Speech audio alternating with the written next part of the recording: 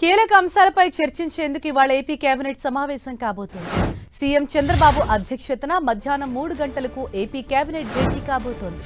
ఈ భేటీలో ముఖ్యంగా ఏపీలో ప్రధానమంత్రి మోదీ పర్యటన ఏర్పాట్లపై ప్రభుత్వం చర్చించనుంది.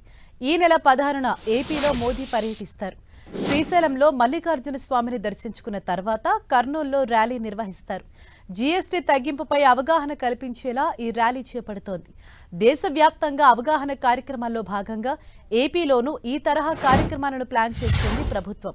రాష్ట్ర వ్యాప్తంగా 60,000కు పైగా సభలు, సమావేశాలు పెట్టాలని ఇప్పటికే ఎమ్మెల్యేలు, ప్రజాప్రతినిధులకు చంద్రబాబు సూచించారు.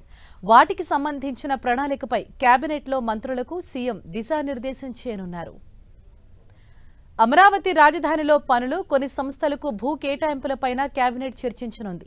పలు సీఆర్డీఏ ప్రతిపాదనను ప్రభుత్వం ఆమోదించనుంది. కొత్త జిల్లాల ఏర్పాటు, కొన్ని జిల్లాలు, నియోజకవర్గాల్లో మార్పులు, చేర్పులపై చర్చించే అవకాశం ఉంది. ఆటో డ్రైవర్ల సేవలో పథకంపైన కేబినెట్ చర్చించనుంది.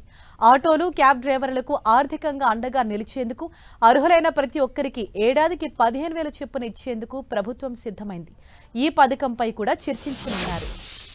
ఇక కేబినెట్ తర్వాత రాజకీయ అంశాలపై మంత్రులతో ప్రత్యేకంగా చర్చించనున్నారు సీఎం చంద్రబాబు.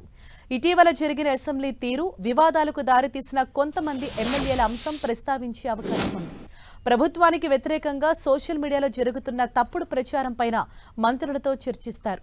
తాజా రాజకీయ పరిస్థితుల నేపథ్యంలో మంత్రులు ఎలా నడుచుకోవాలి, ప్రత్యర్థుల ఆరోపణలు, విమర్శలను ఎలా తిప్పికొట్టాలనే దానిపై దిశానిర్దేశం చేస్తారు సీఎం చంద్రబాబు.